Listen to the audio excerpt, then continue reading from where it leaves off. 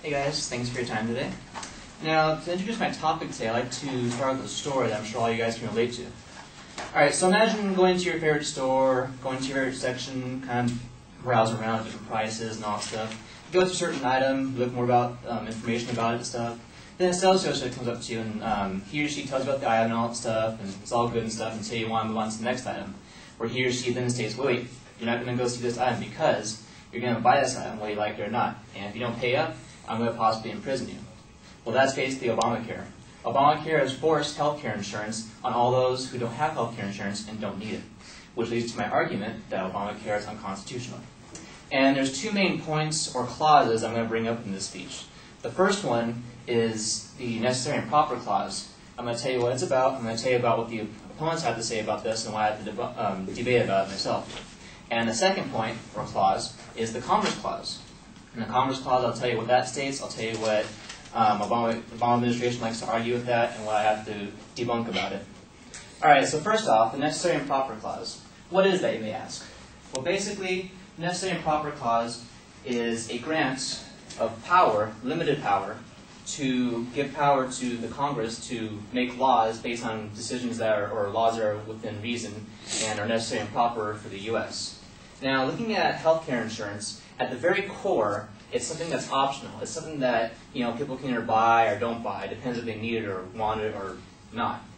And how is it really necessary and proper to force people to buy something that they aren't looking for, they don't want, they don't need? Including myself, I don't need health care insurance now, so coming from my personal view as well, how is it necessary and proper to be forced to buy something you really don't want or need? Which kind of makes you think, well, if they pass this, if this is something that's going to go uncontested, what's going to stop Congress from passing other controversial laws that are going to be passed on to you as far as what you have to buy or what you have to do and stuff? So, speaking of power leads to my second point, which is the Commerce Clause. Now, the Commerce Clause simply states that Congress is granted power, limited power, to make laws based on regulating the economy, or regulating any markets, so basically cash flow, keeping things at a norm. And it's funny because they like to mention that healthcare insurance is unique in the point that everybody's going to eventually want it who doesn't have it, and they're going to need it, and they're going to go and yada, yada, yada. But, and it's going to save the healthcare insurance market from a crisis of collapse. Well, I don't know about you guys, but even before Obamacare was thought up or proposed, I never heard the news about, the healthcare insurance market about ready to collapse or about ready to just fall to pieces because it hasn't enough cash flow.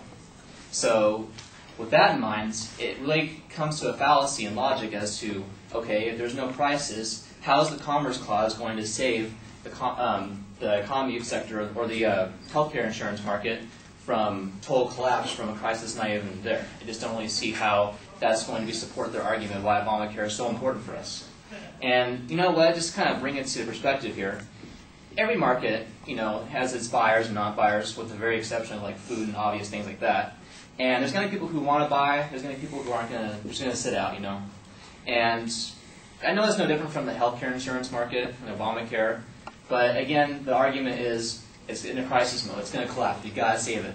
When really that crisis never even existed in the first place. So I really don't see how that really is relevant in Obamacare having to be constitutional, having to be forced upon us who don't need it.